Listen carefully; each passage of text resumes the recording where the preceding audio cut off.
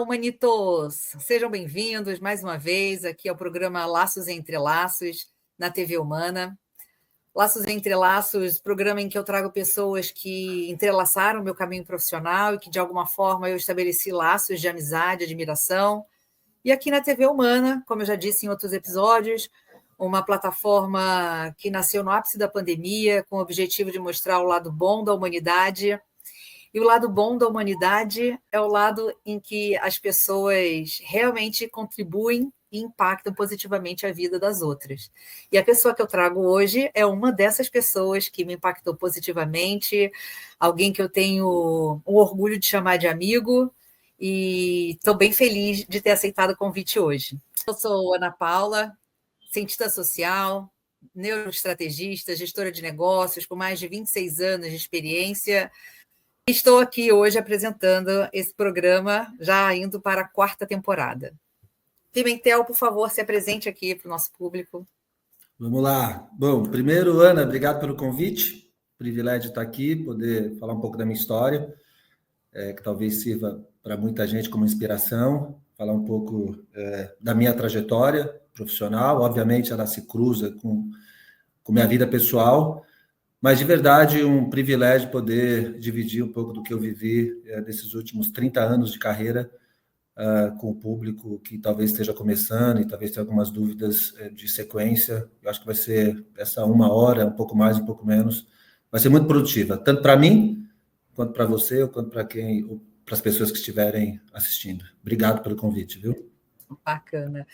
E o objetivo é esse mesmo, é inspirar através das nossas histórias, de histórias reais, de pessoas de sucesso, e aí eu abro sucesso para aquilo que nos faz feliz, né? É assim que a gente encontra sucesso.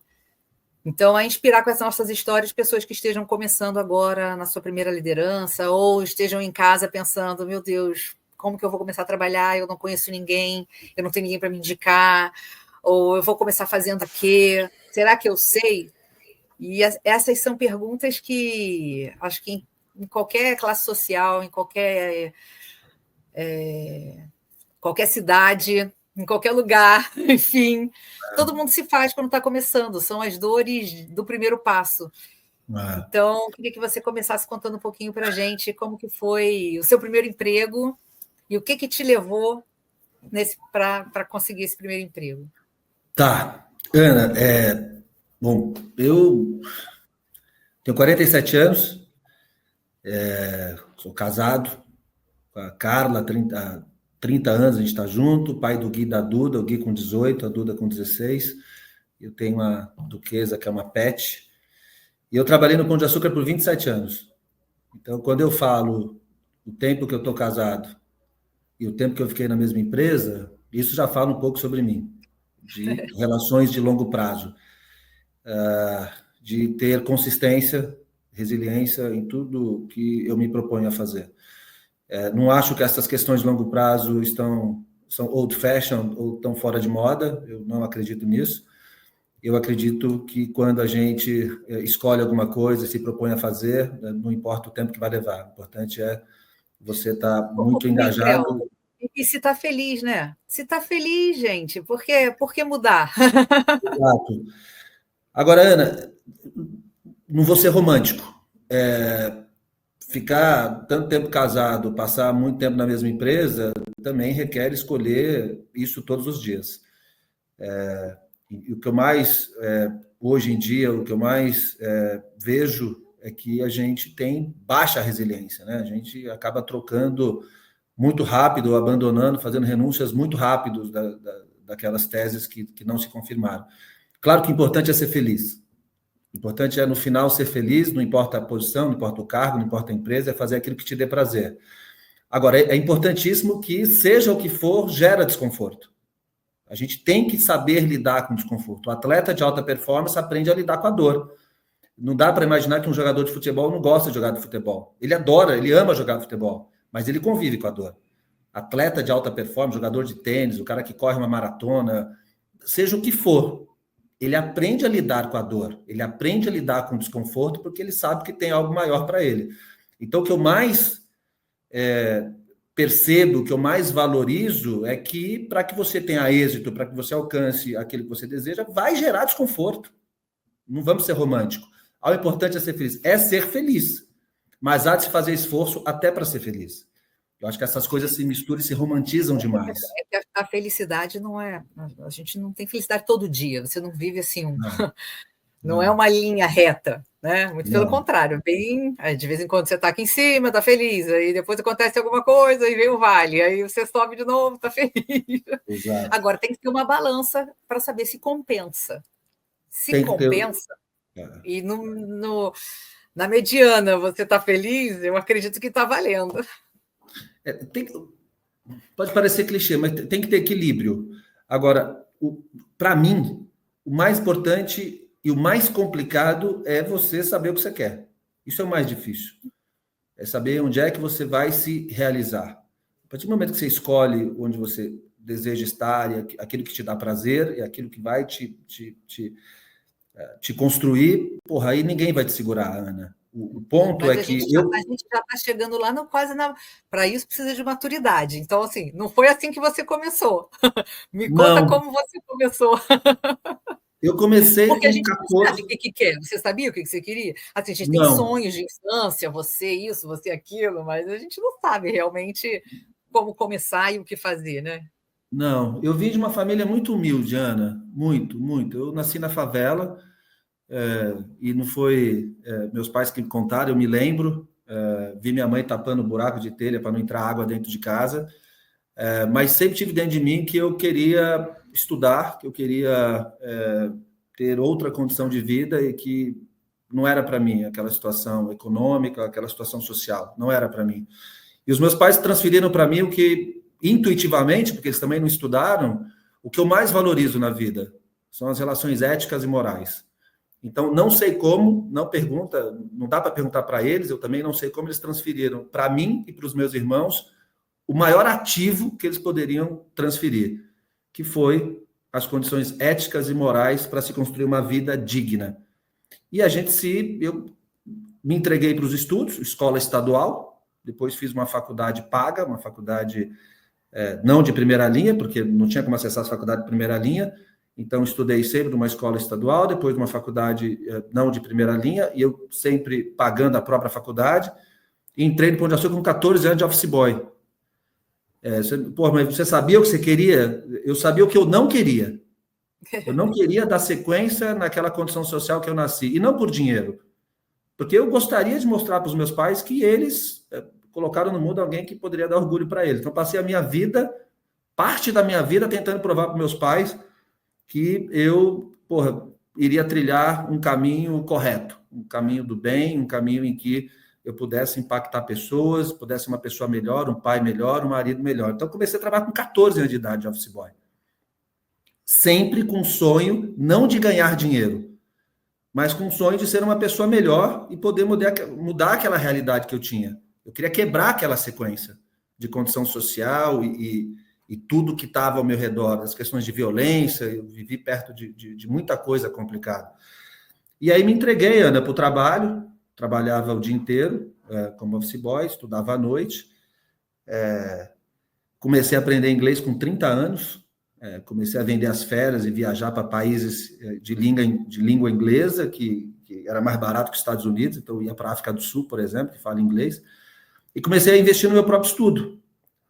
Um cara inconformado, um cara que sabia o que não queria, o que já é muito importante, o que você não quer para a sua vida, o restante passa a ser lucro, e eu comecei a me dedicar muito ao trabalho, né? Eu queria ser o melhor office boy, depois queria ser o melhor auxiliar administrativo, o melhor assistente, aí caí na área comercial, o melhor assistente de compras, o melhor comprador, o melhor gerente, o melhor diretor, sempre com um inconformismo muito grande dentro de mim, que era uma mola propulsora para o meu crescimento. Então, agora, tenho como que você conseguiu essa vaga? Perdão? Como que você conseguiu essa vaga? Onde que você... Foi o quê? Foi indicação? Procurou? Como foi, meu irmão trabalhava... já entrou com o peixinho já, né? Tá aí, ó, contando história triste. Não, meu irmão trabalhava no Pão de Açúcar de office boy, de uma diretoria X, e aí eu tinha uma outra diretoria comercial, precisava, né, estava contratando outro office boy, e aí ele me indicou.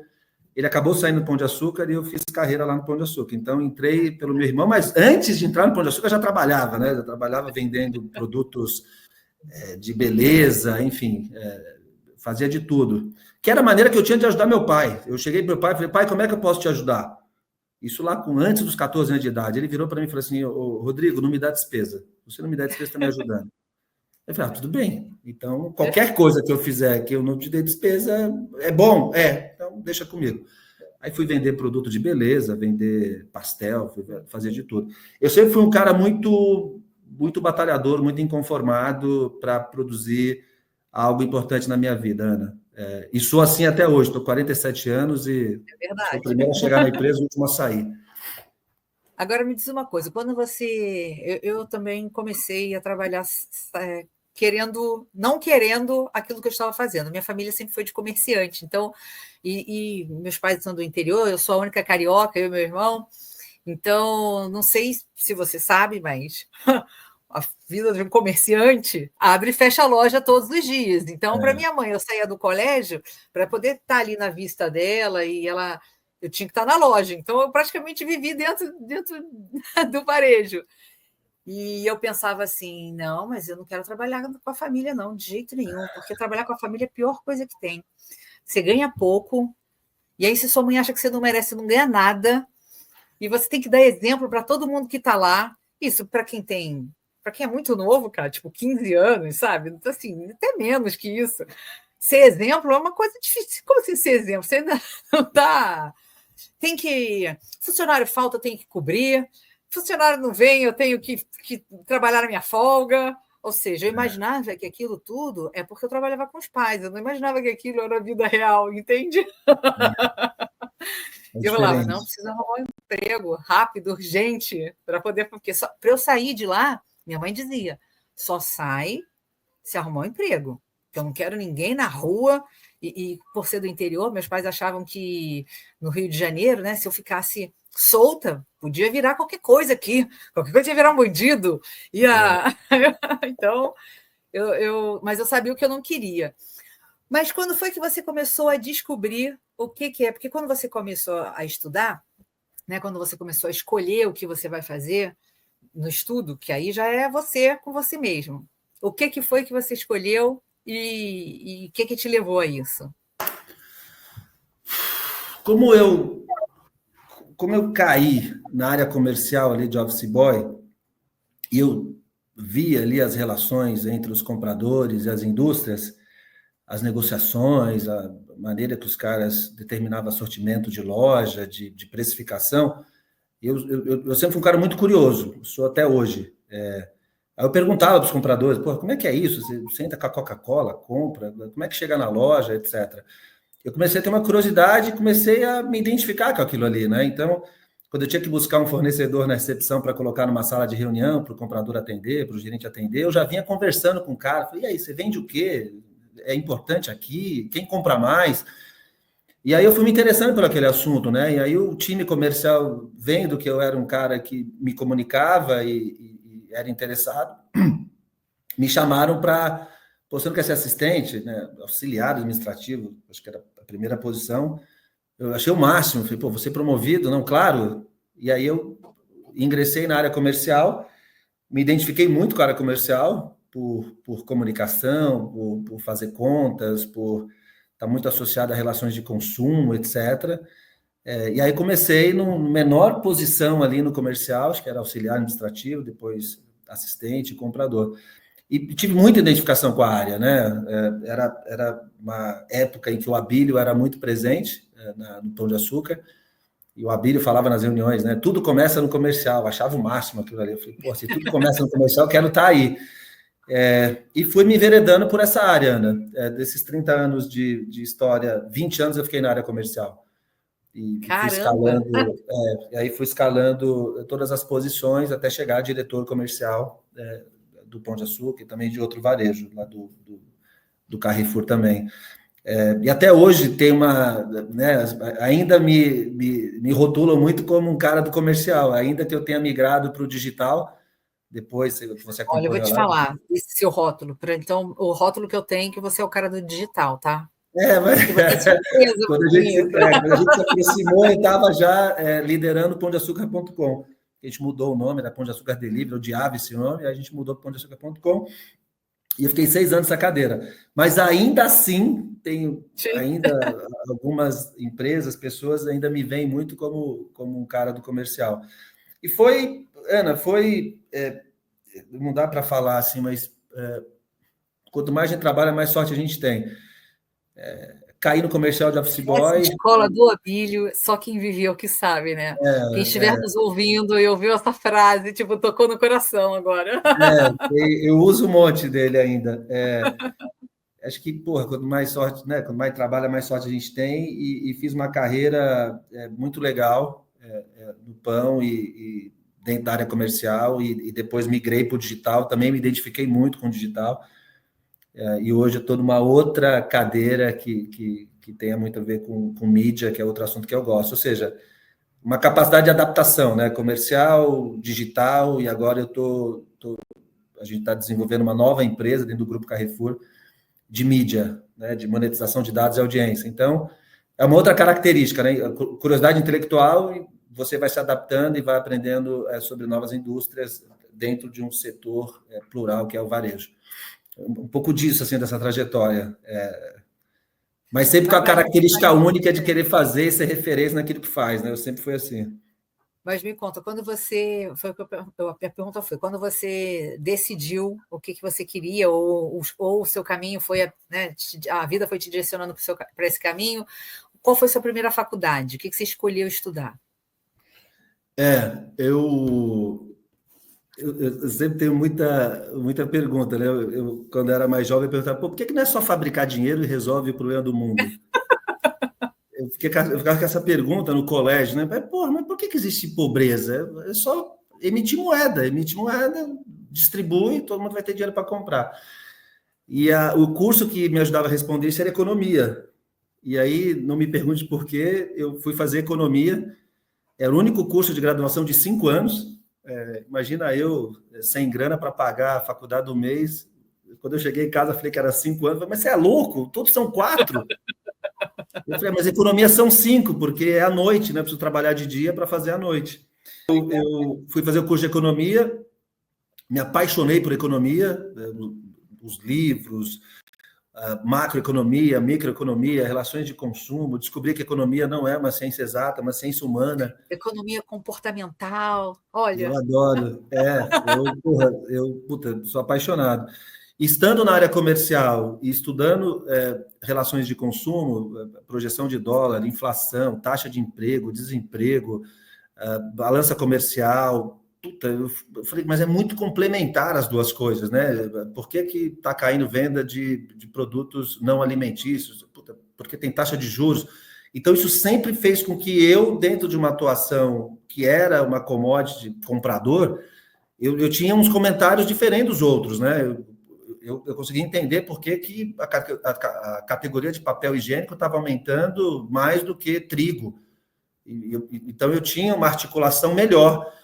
E aí eu fui usando tudo que eu via no curso de economia, usando na minha área, e fui, de certa forma, sendo um cara diferente numa área que era muito commodity, né? Era comprador. E aí fui me destacando e fui crescendo. Então, devo muito ao curso de economia. Em algum momento eu vou me preparar para dar aula para a graduação, porque eu consigo ver muita aplicação dentro do curso, coisa que eu tive uma certa dificuldade na época. Falei, como é que eu aplico isso aqui? Mas o curso de economia me ajudou muito, Ana. Me ajudou muito a ter uma cabeça mais aberta e entender as relações de consumo, emprego e desemprego. E comecei a aplicar onde eu trabalhava. Então, foi basicamente essa escolha. E assim, hoje a gente fala muito de lifelong learning, mas isso eu acho que para a gente já vem de. Assim, para a gente que trabalhou no Pão de Açúcar, inclusive, até porque tinha muita possibilidade. Eu tive bolsa no Pão de Açúcar para fazer minha pós. Olha que bacana. Então, você fez mais algum curso depois da economia? Fiz. Você lembrou bem, a gente tem que ter gratidão, né? Eu estou um concorrente enorme hoje, mas o Pão de Açúcar financiou minha faculdade, o Pão de Açúcar financiou o meu MBA, fiz MBA na Fundação Getúlio Vargas, com a conclusão do curso fora do país. A gente foi para Paris, Olha, na que sede do bacana. Tassilo, a gente foi para UK. Eu sou autodidata. Eu talvez não seja um bom exemplo. Eu fiz faculdade, fiz MBA, fiz um monte de cursos, mas eu sou um curioso intelectual, né? Eu acho que ler e viajar, eu já fui para mais de 20 países, de China a, sei lá, China, Estados Unidos, América do Sul quase toda, Europa, sempre procurando referência naquilo que eu faço, né? Eu sempre, quando eu assumi o e-commerce, por exemplo, eu perguntei para as pessoas, né, quem é o melhor e-commerce alimentar do mundo? É um cara chamado Ocado. Fica onde? Fica no Reino Unido. Dei um jeito de ir para lá e passei 10 dias com os caras. Então, aprender não significa o tempo todo sentar numa sala de aula. Aprender significa viajar, significa ler livros, significa participar de workshops, significa esse tipo de conversa que eu estou tendo com você é sempre uma via de duas mãos. Eu transfiro alguma coisa e recebo alguma coisa. Então, nunca perder a oportunidade de estar com pessoas que você admira ou que são referências naquela indústria, naquele assunto. Sempre sempre existe uma forma de estar com essas pessoas, nesses eventos, etc. Então, eu acho que a formação, ela tem que ser perene. Sim. Agora, o grande tema é a inteligência artificial, certo? E não é Então, hype. você está falando aí, não sei se vai ser um bom exemplo, eu acho um excelente exemplo. Sabe por quê? Nem todo mundo vai ter a possibilidade, como eu tive, né, de ter alguém para subsidiar o estudo, como o Pão de Açúcar fez, como antes, enfim. Mas, cara, nunca antes na história, você falou de inteligência artificial aí, mas nunca antes na história foi tão acessível informação para a gente. É claro que a gente tem que fazer uma triagem aí do que é de qualidade, o que não é de qualidade, né? E aí você vai ter referências, mas hoje, cara, se a pessoa quiser aprender inglês, ela não precisa de um curso de inglês. Se a pessoa quiser aprender sobre qualquer conteúdo, ou até na época que eu fiz faculdade, eu fiz meio no escuro a faculdade. Hoje você consegue desenrolar com o chat GPT para ele aquilo que você falou, que você conseguiu ver na economia, várias usabilidades, né? No canal no comercial. Então, me diga, hoje a gente consegue fazer isso com o ChatGPT, discutindo ali, coloque fulano para discutir um bate-papo com Beltrano e você vai acompanhando ali o que eles estão discutindo, o que vai vir de insight. Então... Agora, Ana, concordo. Eu estou maravilhada. Eu concordo muito com o que você está trazendo, tá? Você pode ir no YouTube, você pode, né, Gemini, ChatGPT. Cursos gratuitos os mais também. Conhecidos.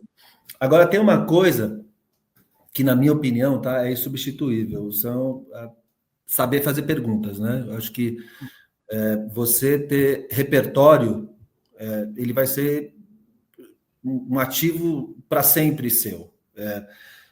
A gente está discutindo muito sobre AI, né? Sobre inteligência artificial, sobre a substituição de atividades repetitivas, etc. Agora, saber fazer pergunta e saber dar sequência na interação com as aplicações de inteligência artificial continua sendo importante, né? Porque, infelizmente, boa parte da nossa população lê um texto e não consegue interpretar. Isso é complicadíssimo, isso é, infelizmente, um dado da realidade brasileira terrível. E você trabalhou em operações, né? O varejo é maravilhoso porque ele é um setor humano dependente. Você pega lojas, né? Hoje em dia do atacado, tem 600 pessoas para rodar aquela loja todos os dias. 600 pessoas, uma loja. Então, é um setor humano dependente. Inteligência artificial, você pegar um podcast, ir no YouTube, tá tudo bem. Agora, a capacidade de interpretar e a capacidade de fazer pergunta, ela continua sendo muito importante. Porque isso para que você tenha essas habilidades, você precisa de repertório. E para você ter repertório, você precisa ler, precisa sair, precisa conversar. Isso que a gente está fazendo aqui. Quando você me convidou, por falta de agenda, a gente demorou para marcar. Mas isso que a gente está fazendo aqui é uma troca, que vai aumentar meu repertório no final. Então, você pode ter a melhor aplicação do mundo. Se você não tem repertório, é vazio. E aí, quando você fala de saber fazer a pergunta, vai muito além, pessoal, de comprar aqueles 1000 prompts, pague não sei quanto e tenha 1000 prompts. Cara, a pergunta não é um prompt. A linguagem pode ser essa, mas a pergunta, o que você quer saber, você tem que saber o que você está procurando ali e depois saber interpretar a resposta. Mas o que eu estou querendo dizer é assim, para quem usar a inteligência artificial hoje é uma ajuda importante para quem está começando, para quem quer. É maravilhoso. Agora, até para você saber qual livro que você vai ler, você pode perguntar lá quais são os 10 livros mais indicados para. Cara, e vai ler o livro depois. Exatamente, Ana, porque a gente está cheio de revolucionário na internet. A gente está cheio de pessoas que resolvem tudo, né? Mas ninguém resolveu ainda a fome na África e a água potável para o mundo inteiro. O meu ponto é, a gente tem uma falsa ilusão de que o avanço de tecnologia vai resolver. E aí a gente vai se acomodando. Eu já vi pessoas falando, cara, não preciso mais aprender inglês, né? Porque agora tem uma tradução simultânea embaixo. O Teams tem, o Google Meet tem, e cada vez mais a tradução simultânea vai ser algo factível, vai ser given, vai ser ok, mas pô, não vai fazer o idioma porque agora não preciso mais. Eu não vou ler livro porque agora pego os resumos. E você vai reduzir na sua. Porque o cérebro é a única coisa que expande. Eu ia falar isso agora, né? Eu acabei agora, como eu te contei, uma pós de neuromarketing. E eu vou te dizer que esse uso indiscriminado de inteligência artificial, ele está reduzindo a nossa capacidade cognitiva, porque a capacidade cognitiva, ela se desenvolve com você lendo livro, conversando, isso que você falou aí, é assim, você, né, buscando repertório, você aprendendo. Quando você acha que você não precisa mais aprender, porque alguma coisa vai fazer, alguém, né, no caso a inteligência artificial, vai fazer por você, você está se limitando. Aí é que tá, ao invés de você estar expandindo, você está reduzindo, você está dando passos para trás. Então, mas sabendo usar de forma inteligente é um bom avanço. Eu vou te dizer que eu tenho usado para caramba em muitas coisas. Eu também uso. O ponto aqui, né, pensando em quem pode estar assistindo isso, é não ter uma acomodação. Sim. Ele é uma ferramenta que vai te apoiar a te tornar mais produtivo. Né? Você vai conseguir fazer muito mais coisas mais rápidos e ser mais eficiente. Agora, isso não descarta a necessidade de você continuar estudando, continuar lendo, continuar tendo experiências. Não adianta, tem coisa que é insubstituível, as relações humanas são insubstituíveis. Isso aí. Vai ter uma hora que você vai ter que estar no one a one ali com a pessoa. E aí, como é que faz? Não, só um minutinho, eu vou consultar o que eu respondo. Isso então, é bem uma importante. ferramenta que vai te dar escala, que é um agente, é um assessor, é um assistente, tá tudo certo. Eu sou super a favor, eu sou muito ligado à tecnologia. O que eu faço depende muito de tecnologia. Agora, eu não abro mão, eu tenho 2 filhos em casa, um de 18, um de 16, eu não abro mão de ficar enchendo a paciência deles para assistir uma série, ver um vídeo no YouTube, ler um livro. Meu filho está fazendo uma viagem esse final de semana, a Duda vai fazer intercâmbio em agosto. Tem que fazer. Isso é insubstituível. E isso te torna alguém mais interessante, alguém mais agradável. Eu sempre falo, né, eu tenho jovens em casa, né? Eu sempre falo, puta, cara, uma das coisas mais legais é você conversar com pessoas que têm repertório. Né? Não dá para você chegar e falar assim, pô, você viu esse negócio do Trump, do tarifaço? Oi? O que está acontecendo? Então, você tem uma curiosidade intelectual, você ter repertório, você se torna a pessoa mais interessante. Não é o profissional mais interessante. O profissional vem a reboque. A gente é muito parecido, Ana. A gente é muito... O ser humano é muito comum. O que te diferencia? Você pinta um quadro, você tem uma ONG, você ajuda alguém, você lê livro para alguém, o que você faz? Então, o que eu sempre falo dentro de casa, eu procuro fazer também, é o que me diferencia, o que me torna um cara um pouco mais agradável, um pouco mais interessante. Não profissionalmente falando. O profissional, ele vem a reboque. Ele é um subproduto disso aí. É como é que você, jovem, não perde uma oportunidade para ter uma experiência diferente. Não, sabe? E não vai acontecer no quarto. O mundo é lá fora. Cara, assim, não quero fazer propaganda, não, mas eu assim, achei muito interessante a propaganda acho que foi da Heineken, que o cara aparece lá, a melhor rede social desde 1800 e não sei quanto, porque, tipo assim, um monte de influencer, tipo, olhando lá para o seu celular e ninguém dava uma curtida e nem nada, não tinha ninguém, sabe, não conseguia se conectar com ninguém, estava sem internet, os caras tudo pirando. Aí foi tudo, quando eles foram para um bar, chegou lá, estava todo mundo lá. Então, tipo, cara, é isso, maior rede social é você se sociabilizar com as pessoas. E isso acontece no mundo real, não é no mundo digital. O mundo digital é um facilitador, mas é o corpo a corpo que... Desculpa te interromper. A gente se preocupa muito com a formação profissional, assim, porra, né? O que eu estudo, o que eu faço, etc. Eu acho que a gente tem que se preocupar cada vez mais com a nossa formação pessoa, com a nossa formação. Quem é o Rodrigo Pimentel? Quem é a Ana Paula de Souza? Né?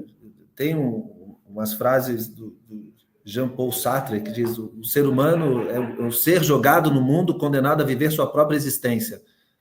Como você faz isso é que vai ser um barato dessa vida.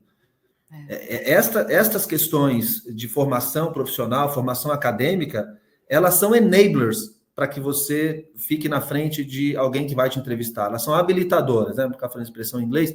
As formações acadêmicas, elas te colocam na frente de alguém para te entrevistar. Agora, a sequência, se você entra ou não naquela empresa, depende muito de quem é você como pessoa, depende muito da sua articulação, depende muito da sua visão sistêmica, da sua visão de mundo. E é nessa hora que as pessoas travam. Pergunta para a pessoa, como é que você quer estar daqui a 5 anos? Trava, dá tela azul. Me conta um pouco como é que você está se vendo daqui a 10 anos, tela azul. Porque a gente não está preparado para essas questões, que muitas vezes pode chamar de questões etéreas, mas são questões que colocam na cabeça da pessoa para que ela se torne uma pessoa mais interessante, Ana. E, de novo, o profissional, ele vai ser um profissional melhor se ele se preocupar com a formação dele, com a formação humana, com as questões éticas, com as questões morais. Isso é muito importante numa jornada até o cara chegar numa posição que ele deseja, seja diretor, presidente de uma empresa, gerente, coordenador, especialista, o que ele desejar ser. Essa é uma questão que eu acho que cada vez mais nós, eu, você está fazendo isso quando você faz esse projeto que você está fazendo de relações humanas, e eu quero me propor cada vez mais. Eu converso com os jovens aqui da empresa sobre isso. Sobre, cara, e aí, como é que você quer estar no final do ano? Como é que você está no ano que vem? Qual que é a sua trilha de carreira? Lembra, a empresa que a gente estava era minhacarreira.com.br. Lembra? Minha Carreira. Como é que você quer estar daqui a um tempo? Onde é que você quer estar daqui a um tempo? Da tela azul em 90% das pessoas. Da tela azul. Ou ele... Não, só um minutinho, eu vou perguntar aqui no chat GPT. Eu vou perguntar no chat GPT. Então é sobre isso, Ana. É sobre pessoas, Ana. It's all about people. Desculpa um monte de expressão em inglês, mas é sobre pessoas. Tem tecnologia, tem processos, tem tudo. Mas é sobre pessoas. Alguém vai ter que apertar um botão, alguém vai ter que separar uma mercadoria, alguém vai ter que fazer uma apresentação. É sobre pessoas. Alguém vai ter que defender uma ideia.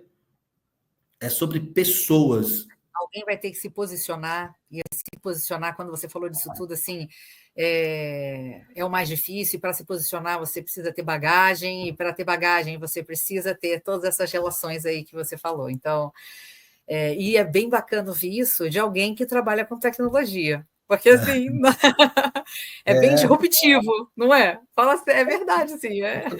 Totalmente, porque o cara que está desenvolvendo uma aplicação, ele está desenvolvendo para alguém usar. Então, muitas vezes a gente desenvolve alguma coisa que ninguém usa, o cara da tecnologia fica puto, ele fala, pô, mas peraí, o cara não está usando, você não está usando porque não está bom. Se não tem alguém usando, a culpa é sua, que não desenvolveu pensando no usuário. Então, a tecnologia, ela tem que estar a serviço do usuário, ela tem que ser pensada para o usuário. Pessoas. Não adianta eu ser o melhor desenvolvedor, melhor dev, eu sou o cara foda de código, mas ninguém usa aplicação. Faltou aspecto humano. Faltou uma área de UX, que é User Experience, para estudar o comportamento, para desenvolver algo que aquele cara vai usar. Volta para a pessoa, não é técnico, é usabilidade, UX, User Experience. Então, volta para o aspecto humano. E conta um pouquinho agora do que você está fazendo. O que é esse nome difícil aqui do seu... É o Chief Revenue Officer, é o chefe de receita, de vendas de uma empresa. Eu estou dentro de 2 temas que eu gosto. Retail, varejo e mídia. Então, se fala muito de retail media, de maneira bem objetiva, é monetização de dados e audiência. A empresa que eu estou, o Grupo Carrefour, é composto por Carrefour, Sam's e Atacadão. Entram por dia nas lojas 2 milhões de pessoas. Nossa! 2 milhões de pessoas. Para vocês terem uma ideia, o metrô de São Paulo transporta 6, 7 milhões de pessoas por dia. A cada 3 dias a gente tem um metrô aqui. É gigantesco a capacidade de transação dessa empresa que eu estou. Ela tem mais de 100 mil funcionários no Brasil, vai faturar mais de 100 bilhões esse ano. E aí a pergunta aqui fica é, o que eu faço com essa audiência? Se entram 2 milhões de pessoas, eu sou um canal de TV, eu sou um site que tem 2 milhões de pessoas entrando e saindo todos os dias com intenção de compra. E aí, nos Estados Unidos, na China, Walmart e Amazon, as grandes plataformas, criaram o conceito de retail media, que é vender mídia para as marcas dentro de um ambiente onde o cliente toma decisão de compra. O Grupo Carrefour criou uma empresa chamada Unlimitail, criou na França, que é uma joint venture com a Publicis. A Publicis é o maior conglomerado de agências do mundo, gigantesco, atende de Coca-Cola a Heineken, gigantesco a Publicis. Então, uma joint venture Carrefour, Publicis, criou uma empresa de retail media.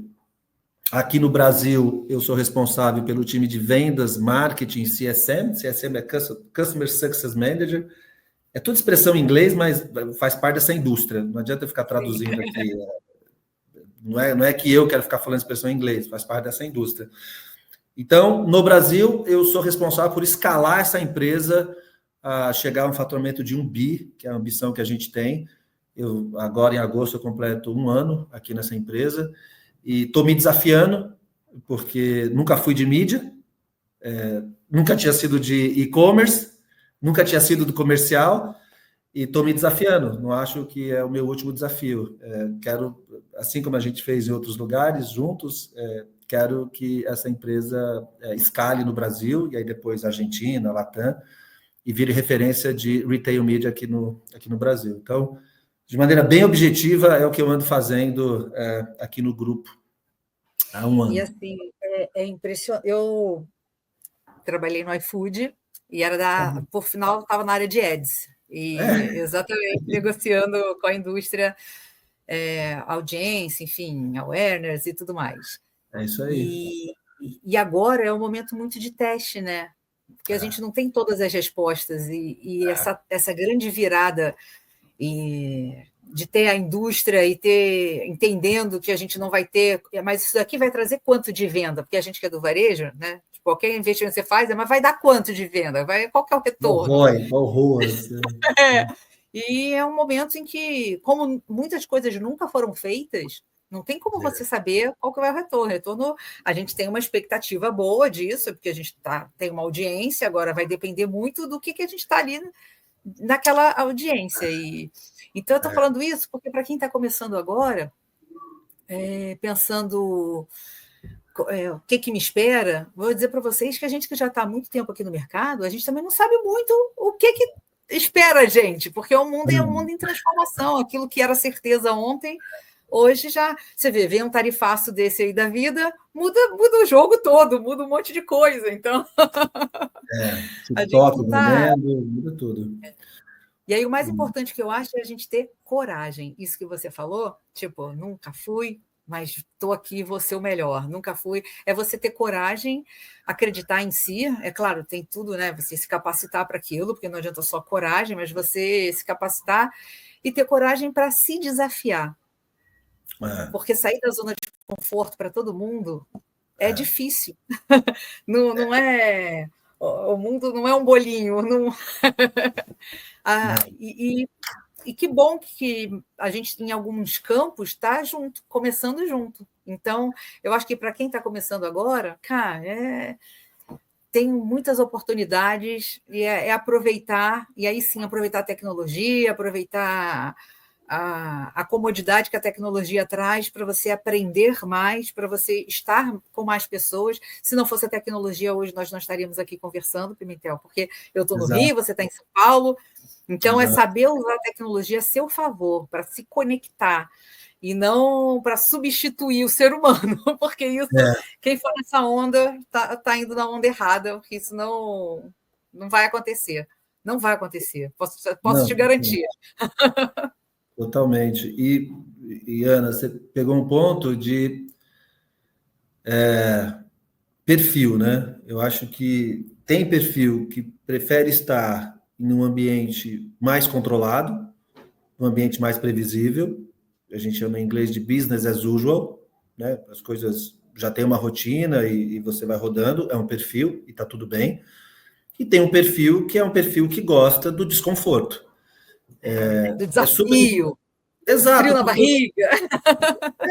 Mas o desconforto, ele te impulsiona. E não despreparado, acho que você também foi muito feliz na tua colocação. Não é, se não der, vai sem dar mesmo. Não acredito nisso. Não dá para o cara ir lá operar alguém sem ter formação. Mas eu gosto muito das atividades mais prazerosas, né? Eu gosto muito de futebol. Eu acho que o futebol ensina bastante, assim. Um jogador de futebol ama aquilo ali. Mas ele muitas vezes joga com dor. Ele joga com desconforto, ele vai lá, toma um remédio para parar de sentir dor e vai lá e corre 10, 12 quilômetros e se arrisca o tempo todo para fazer aquilo que ele ama.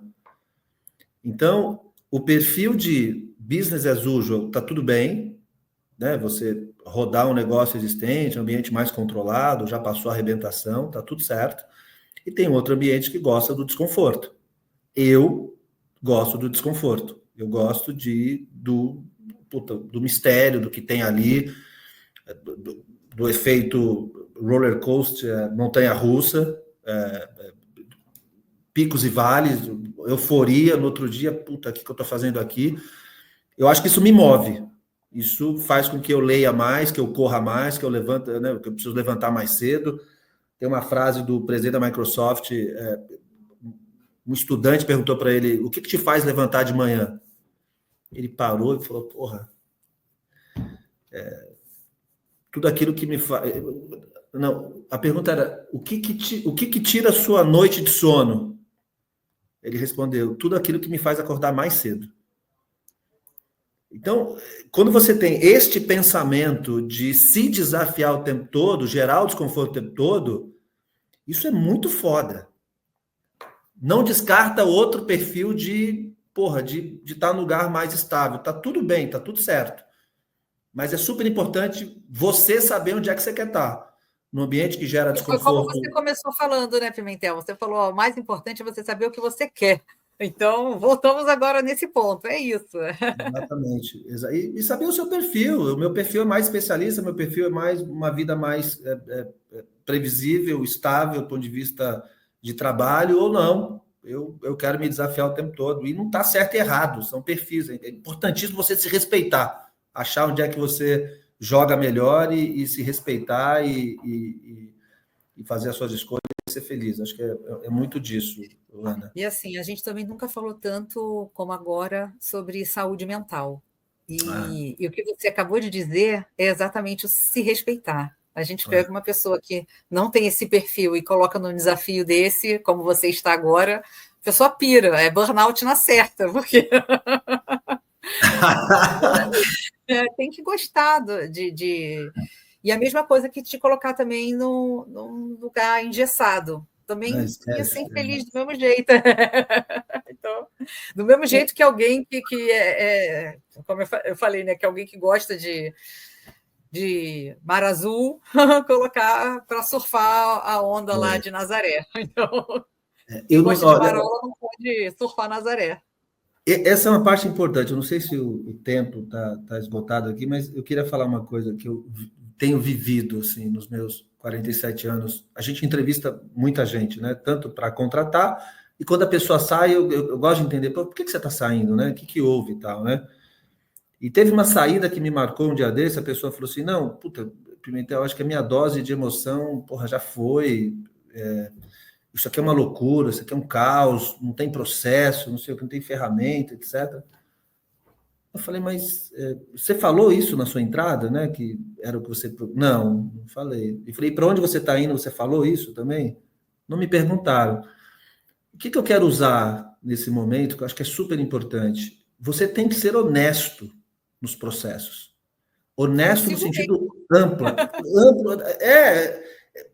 Desculpa, eu sempre abro as entrevistas perguntando o seguinte, cara, no final eu te contrato e você me contrata. Porque não adianta eu desejar te contratar se você não tem fit cultural comigo e com a empresa. A gente vai passar 8, 10, 12 horas juntos.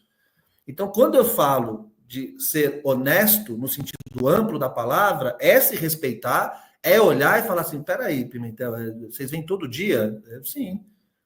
Das 8 às 18, 19, 20, se tiver que vir um sábado, a gente vem, se tiver que de madrugada, a gente faz. Você se vê nisso?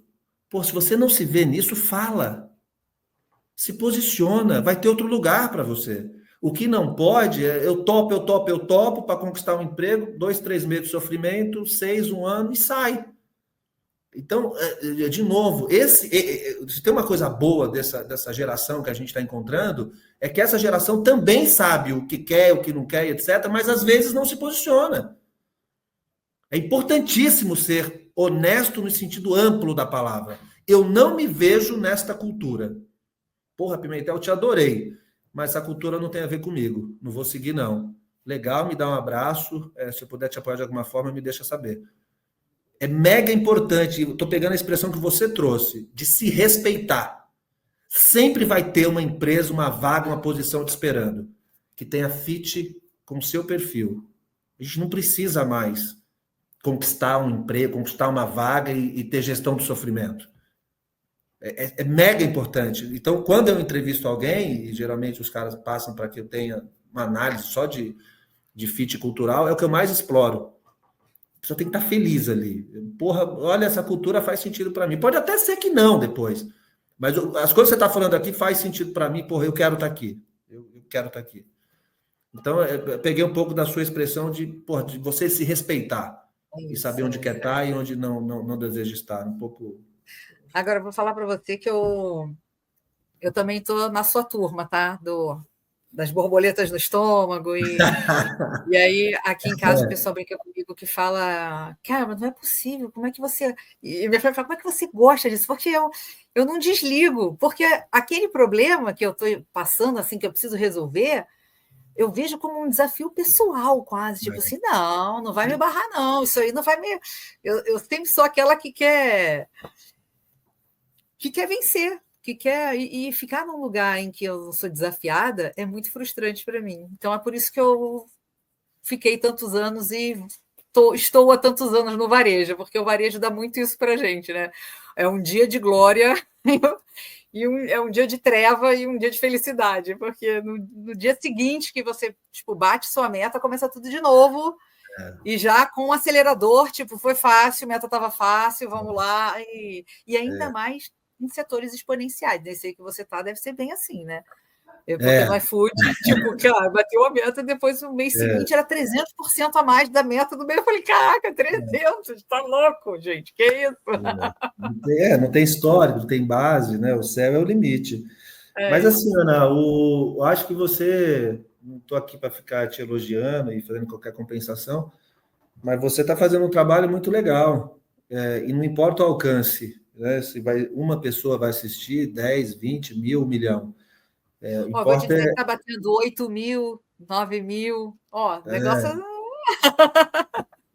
Mas assim, o meu ponto, e de novo, né, sem querer ficar te elogiando, é o propósito, né? Sim. Eu estou aqui Não, se gratuitamente. for um, eu estou feliz. Se for um, eu estou feliz pelo contato, eu estou feliz por você ter contado a sua história e alguém poder ouvir, sabe, se inspirar e saber que dá para fazer, mesmo você começando de onde quer que seja, dá para chegar lá. Então, é isso. Pimentel, só tenho a agradecer. A gente já está aqui se encaminhando para o final, dizer que você é uma pessoa que eu sempre respeitei muito, é um cara que quem tiver a oportunidade de trocar uma ideia com você vai sempre sair com alguma provocação. Você é essa pessoa que toda vez que a gente se encontrava, você me fazia tantas perguntas que quando eu não sabia responder alguma, eu falava, caramba, de onde que veio essa pergunta? Trabalho com isso todo dia, e como que eu não me fiz essa pergunta antes? Então, esse é você, e eu tinha certeza que você contando sua história aqui ia contribuir bastante para o programa e vai, com certeza, inspirar muita gente. Você, esse cara curioso, intelectual, curioso da vida, curioso, colou contigo, vai sair com alguma pergunta que vai provocar a pessoa e vai tirar a pessoa do ponto A e vai levar a pessoa para o ponto B.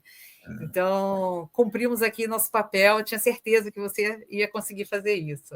Muito obrigada e parabéns aí, sucesso nesse seu novo desafio. Tenho certeza que você vai brilhar como sempre fez na sua carreira. Parabéns, viu? Boa E te sorte. agradecer. Acho que, de novo, é a via de duas mãos. Parabéns pelo seu trabalho. Relações humanas, para mim, são super importantes. Que você tenha muito êxito.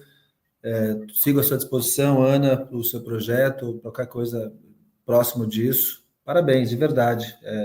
Foi muito legal. Não estou muito acostumado a fazer esse tipo de bate-papo, ainda mais depois de gravando, está um pouco mais nervoso. Mas é isso, fiz de coração. Espero poder inspirar alguém aqui.